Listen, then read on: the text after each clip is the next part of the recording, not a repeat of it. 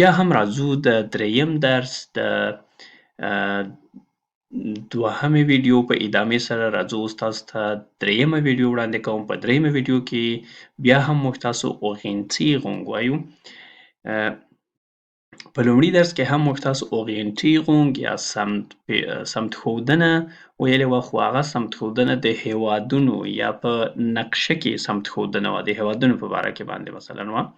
اوس راځو موږ تاسو سمتښودنه د ادرس په پیدا کولو کې څنګه موږ تاسو سمتښودنه کوو، څنګه سمت ښیو یا یو چاته لاره څنګه ښیو. که یو څوک موږ تاسو څخه د یو ادرس پوښتنه وکړي، موږ تاسو لاره څنګه ورته وښیو.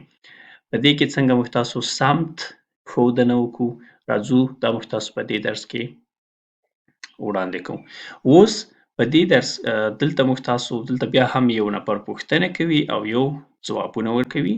مثلا یو نفر دی دا پوښتنه کوي، وایي چې ich suche die Marketingabteilung, wo ist das؟ وایي زه یعنی پلټنه کوم یا په پلټه د مارکیټینګ ابټایلونګ د بازاریابۍ د بخش یا ډپارټمنټ په لټه کې یم. wo ist das؟ هغه چیرته دی؟ دلته په ځواب کې ورته وایي چې die ist in der vierten Etage. وایي die ist وایي دغه د بازاریابۍ بخش یا ډپارټمنټ چې دی هغه دی په vierten Etage کې، یعنی په څلورم منزل کې. vierten څلورم Etage هغه ته وایي منزل ته وایي. دلته ولې vierten راغلی؟ دلته لکه موږ تاسو پښتو کې لرو، یو لرو حساب موږ تاسو چې وایي چې یو دوه درې څلور، بل وایي چې اول دوهم دریم څلورم. دلته هم دغه چې دی ګورئ صرف دغه فیر دغه برخه چې ده دا څلورو ته وایي. اوس چې څلورم وایو د هغې دپاره موږ تاسو باید بیا TN ورسره اضافه کړو، نو دا شو څلورم. په څلورم منزل کې links neben der Auslandsamt، په څلورم منزل کې links چپ طرف ته neben der Auslandsamt یعنی د خارجه چارو ریاست څنګ ته. neben معنا څنګ ته. بل دی بل موږ څنګه دلته خو موږ ویلی چې ich suche یعنی زه په لټه کې یم. بل موږ تاسو څنګه پوښتنه کولی شو؟ wo finde ich bitte das Schifffahrtsbüro؟ وایي څنګه کولی شم چې زه یا چیرته زه پیدا کولی شم یا چیرته دی، مفهومي معنی یې چیرته دی. das Schifffahrtsbüro یعنی Schiffarzt یعنی د یو ډپارټمنټ په شفاخانه کې د ډپارټمنټ رئیس یا شپ چې موږ تاسو ورته وایي شپ ته وایي، مثلا د جراحي شپ، د جراحي بخش، د داخلي بخش شپ. نو اوس دلته Schifffahrtsbüro یعنی هغه د ډاکټرانو کوم رئیس چې دی یا د ډپارټمنټ شپ چې کوم دی د هغې دفتر چیرته دی یا زه چیرته پیدا کولی شم. ښه، اوس دلته ځواب کې ورته وایي چې in der zweiten Etage یعنی په دوهم Etage په دوهم منزل کې. ګورئ zwei که صرف دغه zwei موږ تاسو ووایو نو دا دوو ته وایي. نو اوس چې موږ تاسو وایي دوهم نو د هغې دپاره TN باید ورسره اضافه کړو. zweiten Etage Zimmer 165 bitte.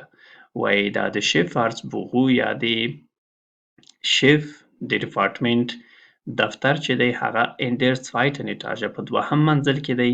Zimmer 165 یعنی د اتاق نمبر 165 bitte یعنی موږ تاسو وایي چې مهرباني وکړئ هغه دی په دوهم منزل کې اتاق نمبر 165. ښه، بل دی دریم سوال دی چې Entschuldigung wo sind hier die Toiletten؟ یعنی ګورئ دغه هر رقم سره موږ تاسو پوښتنه کولی شو. دلته ich suche و، دلته wo finde ich او دلته بیا وایي چې Entschuldigung wo sind hier die Toiletten؟ چیرته دي دلته Toiletten تشنابونه؟ دلته په ځواب کې ورته وایي چې gleich hier unten rechts. gleich معنا hier unten یعنی دلته سمدستي، یعنی دلته نږدې یا سمدستي. hier unten دلته لاندې rechts راسته طرف ته. rechts معنا راسته طرف ته. Gleich hier unten rechts neben der Kantine یعنی په څنګ د کانتین کې. ښه بل دی in welche Etage یعنی که چیرې غواړئ چې مستقیما د منزل په باره کې خبرې وکړو پوښتنه وکړو چې په کوم منزل کې دی بیا داسې پوښتنه کوو چې in welche Etage sind die Personalabteilung und das Sekretariat وایي په کوم in welche Etage په کوم منزل کې die Personalabteilung یعنی د منابع بشري department یا بخش یا اداره und das Sekretariat او سکرتریات. دلته ځواب ورکوي in der dritten Etage rechts وایي په دریم منزل کې rechts راسته طرف ته. اوس دلته ګورئ دلته بیا هم دلته موږ تاسو هغه چې لیکو تنها درې چې لیکو نو بیا موږ تاسو لیکو drei.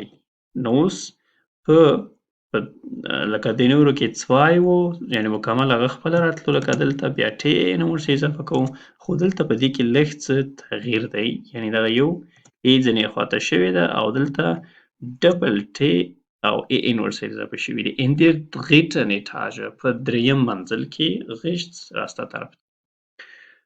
راځو پنځم سوال ته.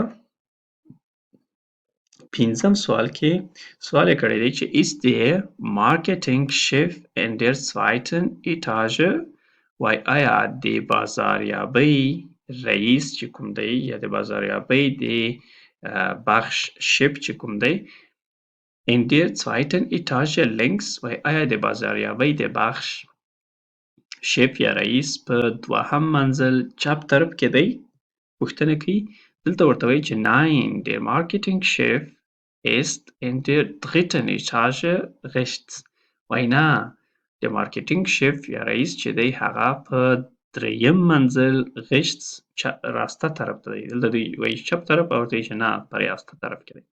خو اوس راځو شپږم سوال ته.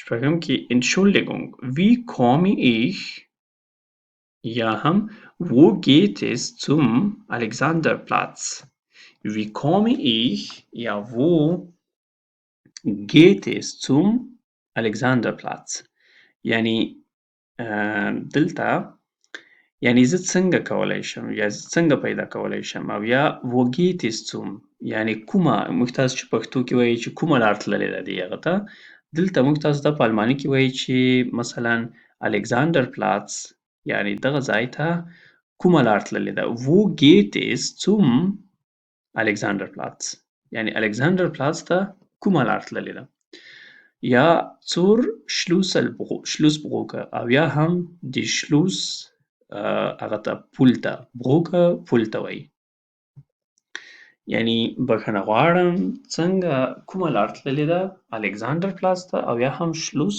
بروکه ته. دلته دا ورته وایي چې zuerst gehen Sie hier rechts یعنی اوس ورته وایي چې لومړی باید ته لاړ شې مثلا دلته داسې راسته طرف ته او یا هم چپ طرف ته او یا هم geradeaus یا مخامخ یا سیده geradeaus یعنی مخامخ او یا هم سیده bis zur Kreuzung ته چهاررایي او یا هم تر څلور لارې پورې او بیا هم ورته وایي چې bis zur Ampel او یا هم تر هغه اشارې پورې ترافیکي اشارې ته امپل وایي او بیا dann geradeaus die Baba-Straße او بیا به هم مستقیما لاړ شي په بابا-Straße باندې به مستقیما مخ ته لاړ شي geradeaus die Baba-Straße entlang یعنی د بابا-Straße په بابا-Straße کې به سیده مخ ته یا مخامخ لاړ شي entlang په امتداد یا په مکمل په لاره باندې چې ځي مستقیما دغه لارې په امتداد باندې هغې ته entlang وایي. ښه بل دی danach rechts am Ende der Straße او وروسته به بیا راسته طرف ته am Ende der Straße په آخر د کوڅه کې په آخر د کوڅه کې به ته پیدا کړې الکساندرپلاц. اوس دلته ګورئ دا zuerst dann danach دا مې تاسو ته په سره خط باندې نښانې کړي دي. دا مې ځکه نښانې کړي دي چې د دې سره دا موږ تاسو په ګرامر بخش کې یو جوړښت ویلی و چې په دې سره موږ تاسو کولی شو چې مختلف واړه متنونه جوړ کړو. لکه دلته مثلا zuerst لومړی دلته لاړ شه راسته طرف ته یا چپ طرف ته او بیا هم یعنی Kreuzung څلور لارې ته رسې یا هم هغه اشارې ته رسې او د اشارې نه وروسته بیا مستقیما د Bashstraße باندې مستقیما لاړ شه او آخر کې بیا هم راسته طرف ته am Ende der Straße کې بیا ته د Alexanderplatz پیدا کولی شي. نو دلته بیا zuerst dann danach د دې په واسطه سره موږ تاسو دا یو هغه جوړ کړ. د دې په واسطه سره او ورسره موږ تاسو rechts links یعنی Orientierung مو هم پکې استفاده کړ. تاسو هم کولی شئ همدغسې د ځانه یو ادرس ولیکئ. په خپله سیمه یا ځای کې یو ادرس همدغسې ولیکئ د دغې ساختار په کومک سره. د دې څخه وروسته موږ تاسو راځو د Berufe په باره کې باندې موږ تاسو یا د وظایفو یا وظیفو په باره کې باندې موږ تاسو څنګه پوښتنې کولی شو. که څه هم دا په تېرو درسونو کې واضح کړي دي خو راځو اوس یو وار بیا هم دلته واضح کوو. Berufe یعنې وظیفې جمع د وظیفه دی. وظیفې یا وظایف څنګه پوښتنه کولی شو. پوښتنه کوو چې Was sind Sie von Beruf؟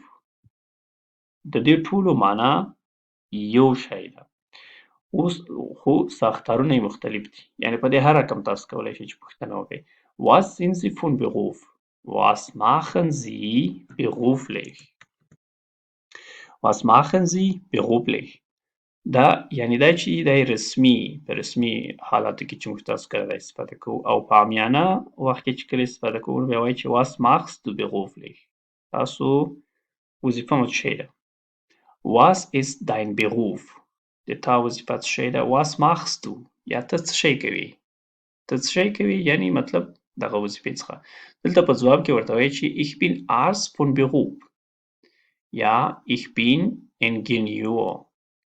زه ډاکټر یم او یا هم زه انجینر ته وایي. زه انجینر یم او یا هم Ich arbeite als Geschäftsmann او یا هم زه Geschäftsmann تجار ته وایي. دکاندار ته وایي. یعنې زه یو دوکاندار یم.